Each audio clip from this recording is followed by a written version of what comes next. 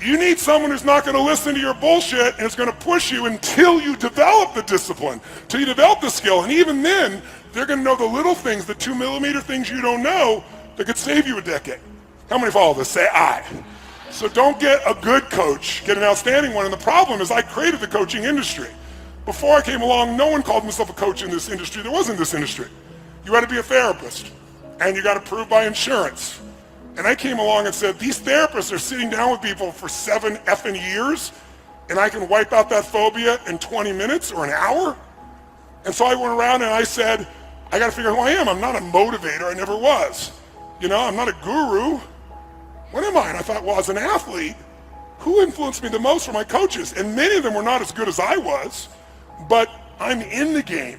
I'm in the forest. They're outside of it. They could see things and give me cues, and they cared about me. So I said, that's what I am. Forget athletics, I'm a coach. I love people, I'm not better than they are, but I'm gonna see things they can't see because this is my focus, right? And so I did that, and for many years I called myself a coach. No one did. And I remember I was on Larry King Live, and I just started coaching President Clinton, and he goes, what is this coaching thing? You're not a coach, you don't coach athletes. I said, well, actually I do. But I said, no, here's what I mean by coach. And I was about to give it up. And like within the next 6 months, everybody was a coach. Therapists started calling themselves coaches. Financial planners started calling themselves coaches. It became a term of art. Now I hate it. You know why? There's no standard. Right? Anybody can say they'll call themselves a coach. Anybody go out there and do it. They go to some class, some idiot teaches them 3 skills. They've never produced the fucking result in their life, and they're a coach. So I feel like I created a bastard industry. And so like any industry, there's good and bad. You gotta find somebody who's outstanding. Don't settle for somebody who's good, and don't settle for somebody because you like them. Because liking them is a nice thing. You need somebody who has the skill to get you there. Who's with me on this? Say I. And why do we want a coach? So you measure at least twice a month, some of you 3 times a month. Because if you don't measure, you can't manage what you don't measure. Does that make sense? And you gotta measure it, and it's easy with your children, with your life, with your businesses. You're gonna get caught up. You need somebody helping you to stay on target for what you want for your life. How many follow? Say I. And it's cheap. Most coaching is inexpensive, and the people that overcharge, don't go to them. But get somebody who's really great. And then finally, thirdly, and this is what I want to show you this morning, you need a daily practice. And a daily practice that's going to put you in the best state possible regularly. And so there's 2 parts of the daily practice. One is you want to feed your mind every day for at least 30 minutes. And when I say feed your mind, my teacher Jim Rohn used to say, miss a meal, but don't miss reading for 30 minutes. And I don't mean reading the web or your social media bullshit or Twitter. I mean reading a real book that you've selected because it's going to make you grow spiritually, mentally, emotionally, financially. Something that makes you think, something that gives you a strategy, not some cute little blog post that you can read in 5 minutes. I mean something that's going to make you, not be mental candy.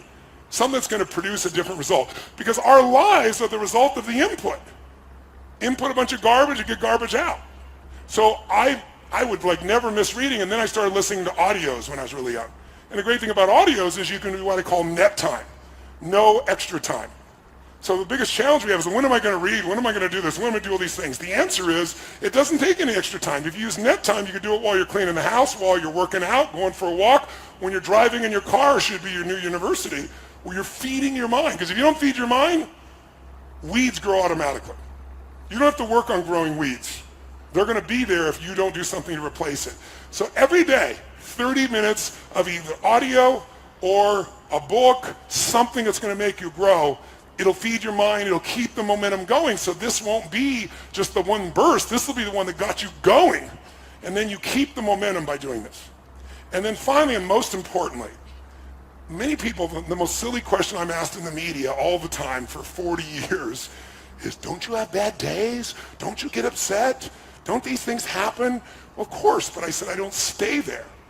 I've trained myself like an athlete trains their muscles. I've trained my emotional muscles, which, by the way, I think your emotional and spiritual muscles are the most important ones. Courage unused, does it grow or shrink? Which one? Faith unemployed, unused, does it grow or diminish? Diminishes. Passion unexpressed, does it expand or shrink? So the most important muscles that change your life are those mental, emotional, spiritual muscles. If we develop them more, we're going to experience more. So the way I do that is through a process I call priming. And this is the part that I really want you to get because it's really simple. Most of us, have you ever seen someone do something and thought to yourself, what the F is wrong with this idiot? Who's ever had that thought? How many of you ever done something yourself and thought, what the F am I doing? Okay? Many times we think we're thinking our own thoughts when we're not. We've been primed by the environment to think a certain way and we don't even realize it. Now, sometimes that's done consciously by marketers or advertisers. That's a simplistic example. But a more powerful example is what happens in your daily life. So let me give you a couple examples so you become aware of the power of priming, and then I want to show you how you can consciously prime your own mind and body and emotion so you naturally go where you want to go as opposed to hoping you go there. So some of the studies on priming have shown that what you think are your thoughts actually got there because something in the environment that you're no longer noticing. So an example of this would be, they did a study, and they took 2 actors, and they both approached 100 people each, and the actors were designed to do the exact same thing. They walk up to people, they have the same facial expression, and they'd say, well, you're sitting there, excuse me, could you hold this for me for 1 second while I grab my phone? And they hand you this cup of coffee. And then they reach in their pocket to get their phone for 2 seconds, they put it back real fast, they go, thank you so much, and they take it back. And every time they did it exactly the same way with all the people, 200 people, 100 each. Each person did 100 people, but 50 of those people they gave hot coffee to. 50 of the people they gave iced coffee to. Now listen to this. This is mind-boggling. After 35 to 45 minutes roughly, a person walks by outdoors or at the mall, wherever they did this. They have a checkboard, clipboard, and they go, excuse me, we'll give you $20 if you'll give us 3 minutes of your time to read these 3 paragraphs and answer 2 questions. 95% of people do it. $20, 3 minutes, I'll do it. And they read these 3 paragraphs, which is this story about this main protagonist. And then the 2 questions are, tell us what's the first emotion that you link to the main character, and what's the second one? Those are the 2 questions. When they do this with people they handed hot coffee to, 80% of the people, 81% to be exact, roughly 81, say that the person they read the story about is generous and warm.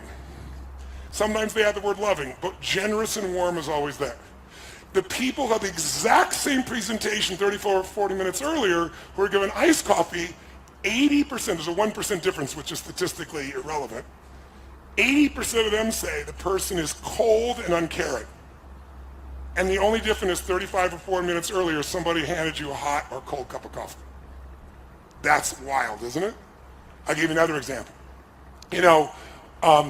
In America, many of you, there's 72 countries here, but in America, a lot of people see individuals that come from Asia as being superior in science and math. And there's a different mindset in those countries about science and math.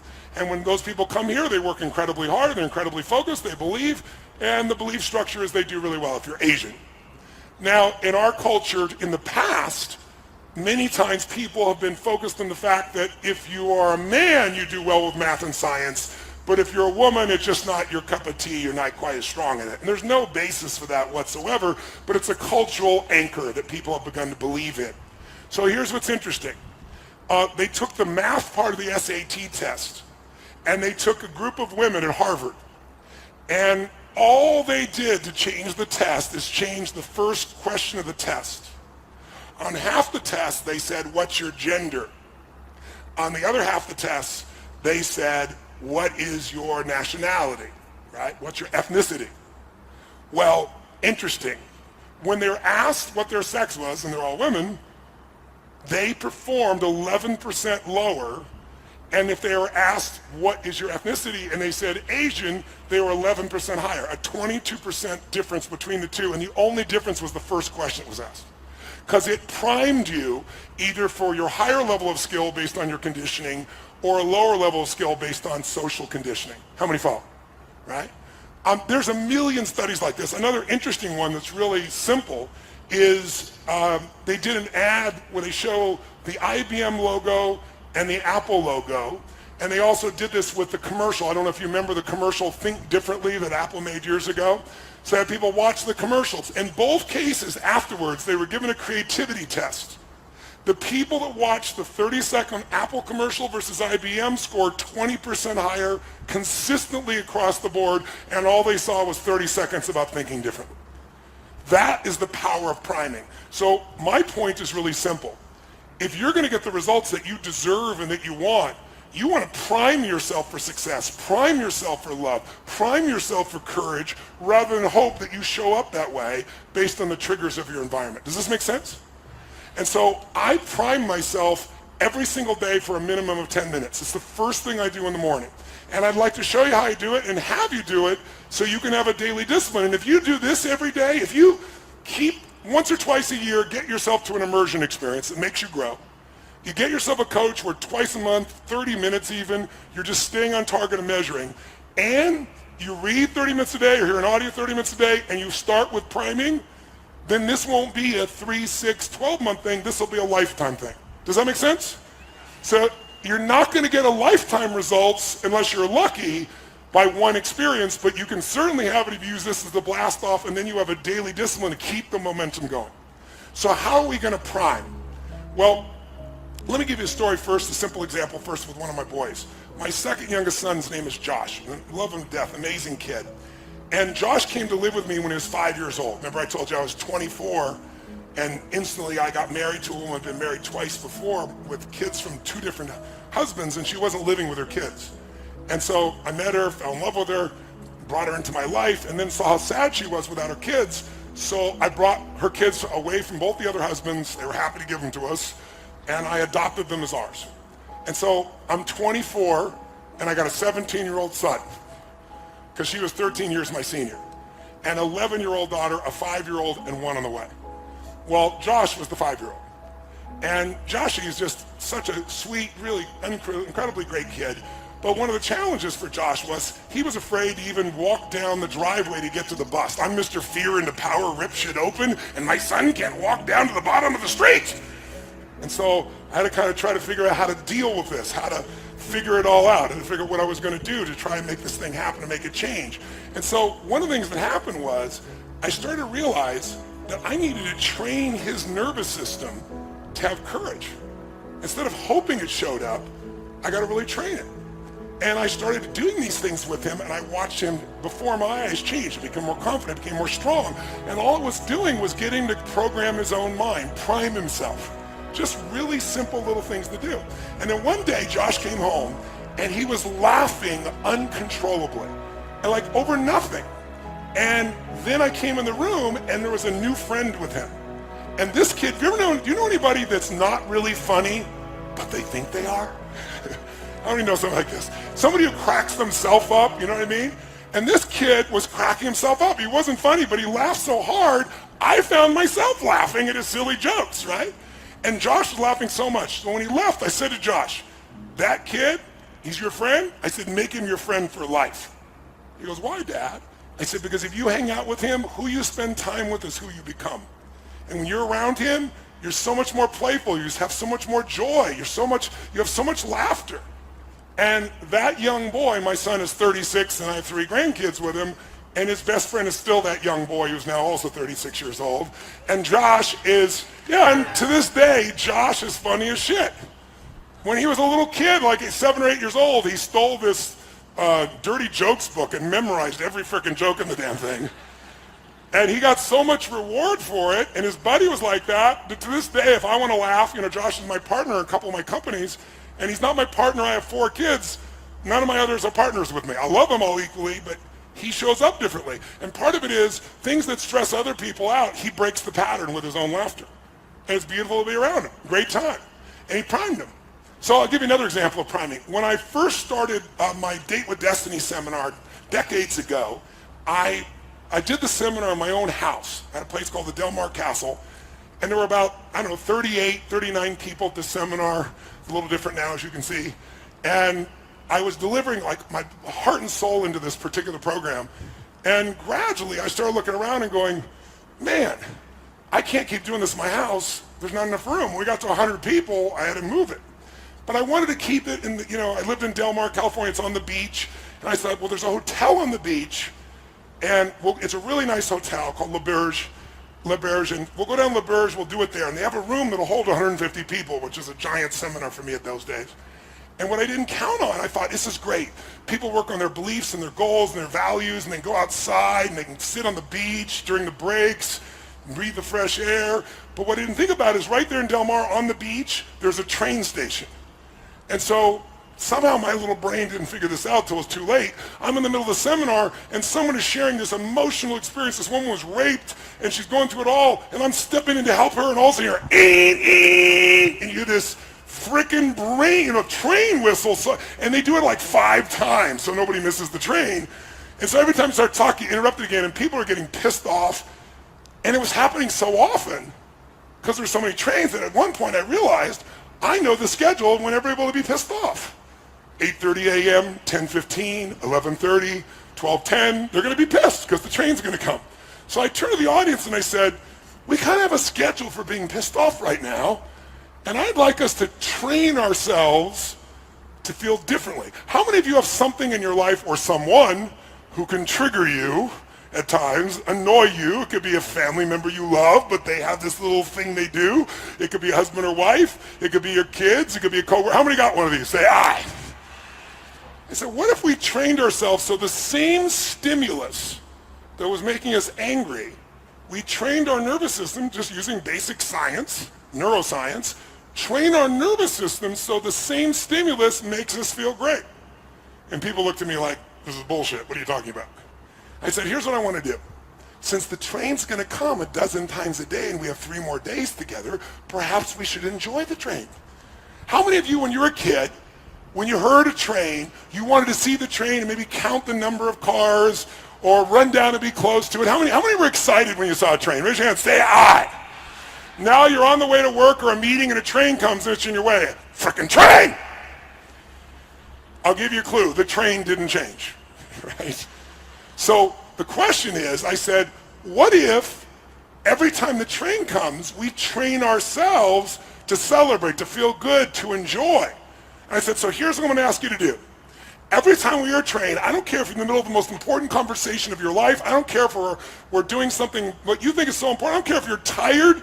I don't care if all the books are on your chair. I want you to instantly just drop everything, and I want you to jump and start to celebrate like a little kid, like it's the greatest gift of your life. And then we're going to end with a whoa clap, and then we're going to laugh hysterically into our chair. And if you can't laugh, I want you to fake laugh into your chair. Because most of you know if you fake laugh, what starts to happen? Real laughter comes, right? And then you wire yourself to laugh more easily.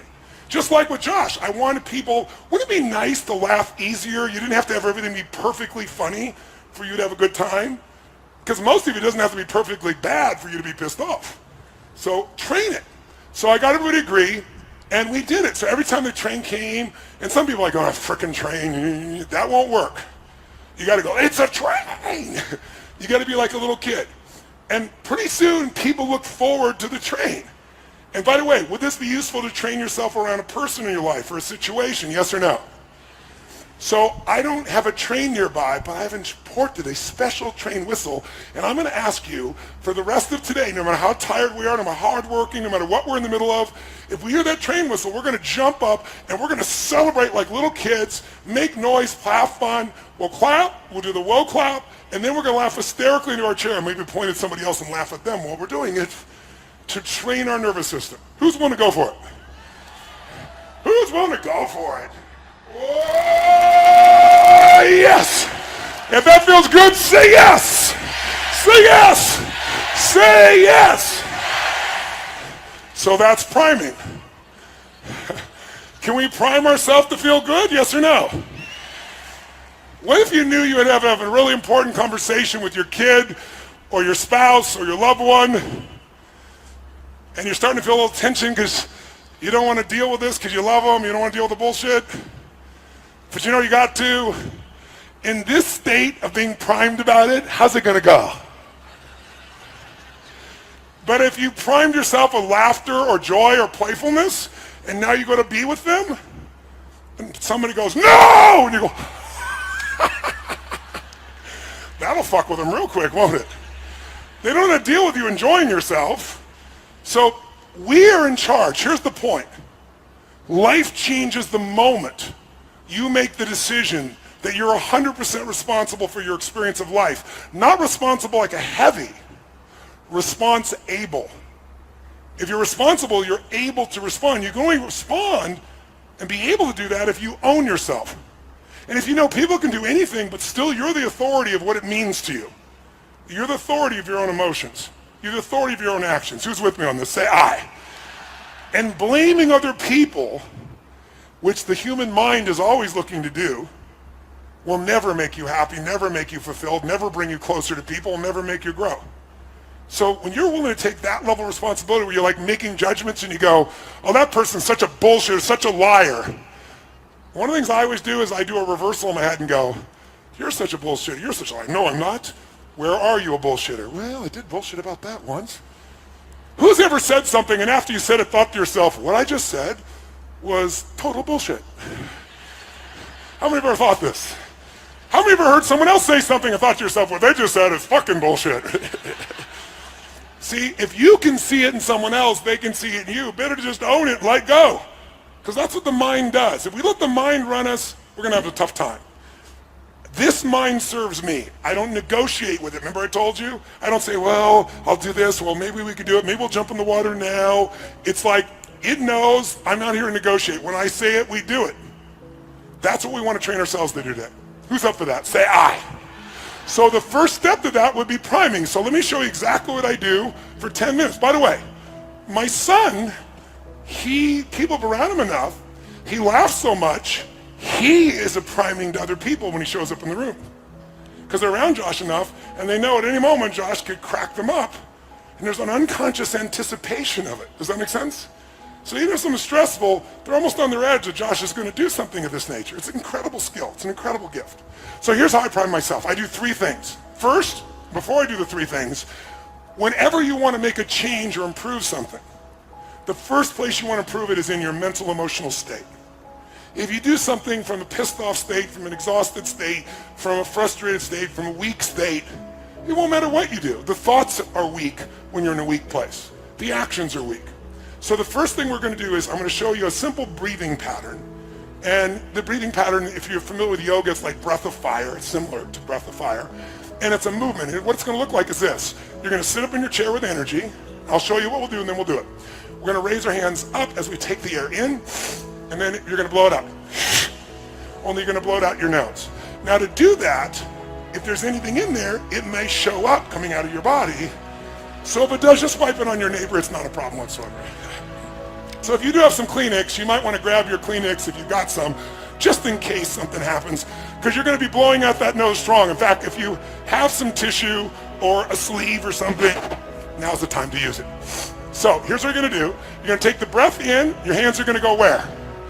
Up. And then as your hands go up like this, and we're going to do that over and over again for 30 breaths. I'll count them. We'll do 3 sets of 10.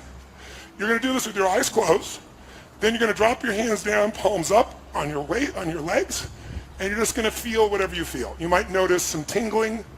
You might notice a sense of peace. You might just feel relaxed. And then we'll do another 3 sets of 10, another 30.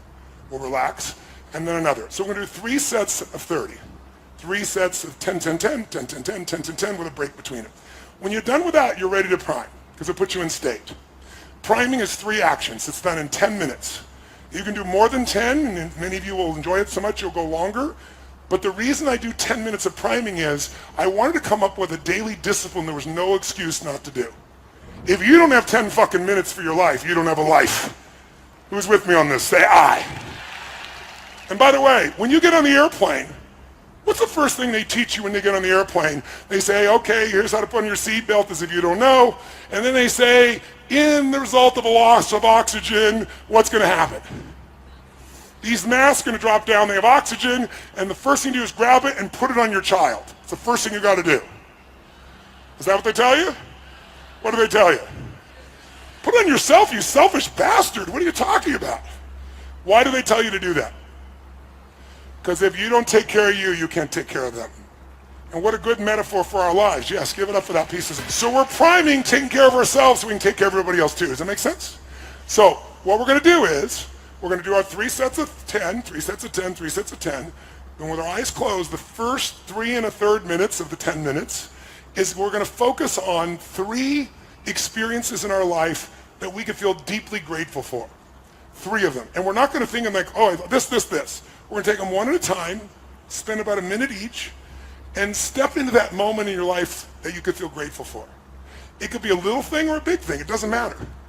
What matters is that you go there. You know, if I asked you what's it like to be on a roller coaster, and you remember a time when you're on a roller coaster and you picture yourself on a roller coaster over there, you're going to give me a very different feedback than if I get you to imagine the moment you were going over the edge and you're in the front seat.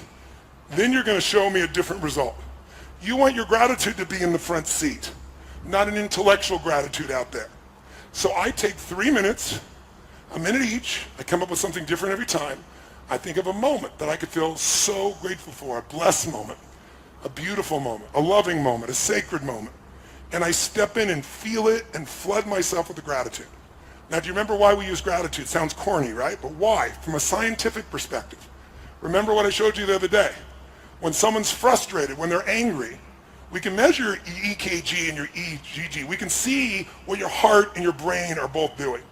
And they are all over the place. They don't match. They're jagged. Do you remember the image? But when you breathe in your heart and you put focus in your heart, where focus goes, energy. And so what happens is you get unified. And all of a sudden the brain and the heart become one tracing energy. It's crazy. That's the flow state. So when you're grateful, gratitude is the antidote to the 2 emotions that mess up most people's lives. What are they? Anger and what? Fear. Those are the 2 biggies. You cannot be grateful and angry simultaneously. That's the beauty of it. It's the antidote to anger. You can't be fearful and grateful simultaneously. So the more you cultivate and prime yourself for gratitude, the more you can push through anger and fear very quickly. Does that make sense? So again, it's scientific. This is not like positive thinking bullshit. It's about what actually changes biochemistry and what will get you to wire and fire a new set of patterns that are more elegant, more rewarding, more impactful than the ones that society will condition you to do if you let it. Okay? So 3 minutes, a minute each. And by the way, when I do it, I usually pick 2 strong ones, and then I pick something really simple, and I make myself really feel the gratitude, like the wind on my face, or the smell of the ocean if I'm doing it outside by my house, or the look on one of my children's faces. And I'll just fill that up. And the reason is, if all you do is get grateful about big things, you're going to miss most of life. You know, the astronauts that went to the moon, think about that journey. Think about, as a child, these guys dreamed of being an astronaut. They competed with hundreds of thousands of people, and then a few of these guys get on that rocket and go to the moon. And imagine, you walk on the moon, you look back, and you see that picture we've all seen of the blue-green Earth that's so beautiful, and it's not a photograph. They were the ones there seeing it. Talk about an experience. And then they face their fears and come in, and they land successfully in the ocean, and they're rescued. And then there's a ticker tape parade in New York. They shake the president's hand, and now what do? You're 32 years old, and you walked on the fucking moon. What do you do now for adventure? And if you study the astronauts, Buzz Aldrin, all these guys, I had a chance to interview most of them, not all, but 3 of them. Almost all of them wrote about, described what happened to them. They no longer had a compelling future. How do I have an adventure? I walked on the moon. Everything else is small by nature. And as a result, they got depressed. Most of them abused alcohol and drugs. Why? Because they're looking for adventure on a moon run, and they missed the adventure in a smile.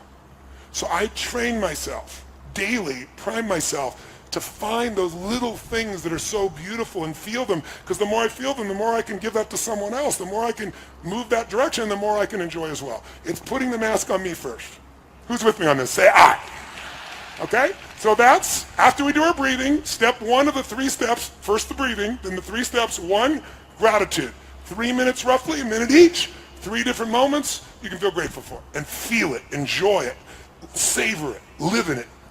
Next 3 1/3 minutes. Second piece we're going to do is you're going to feel the energy in you and do a prayer or a blessing. Now, I know many of you are not religious. I'm not suggesting you need to be. But almost all of us know there's a power in love. You know, if God was love, and we didn't come up with all the other names for God, you wouldn't have much argument between people. So imagine that what you're going to do is imagine energy of God, the universe, whatever you want to imagine, coming down into you like a white light and breathing it down in through your body, down your legs, into the earth, and then coming back up and out again. So it's, and then comes back up.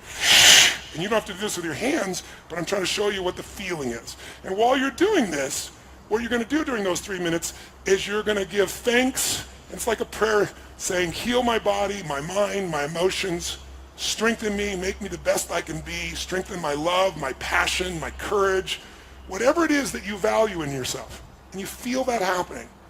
Of the 3 minutes, I do that for about a minute and a half, and the other minute and a half, I then take that energy through me, and I send it in a circle around to my children, to my family, to my friends, to my coworkers, to my associates, to my partners, to the people I meet on the street, to my clients.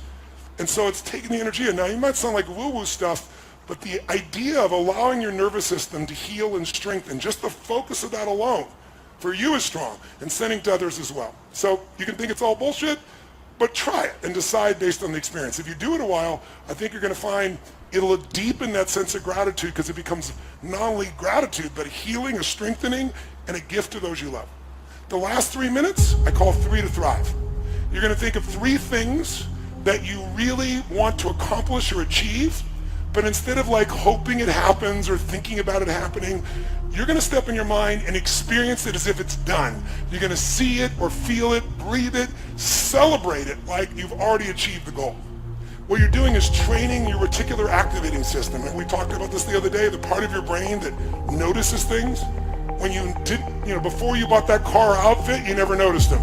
Now you buy that car outfit, those cars and outfits are everywhere. How come? Because your RAS, now that you own one, says this is important. I need to pay attention to this. Well, when you get clear what you want, and you see it as done and feel it and create it in your mind and your heart, and you celebrate it, there's a sense of certainty that enters your body, and your reticular activating system starts to go to work on making it happen. So you spend a minute each on those. So basically 3 minutes each, 3 1/3 minutes each, and we're done. All right? How many want to try?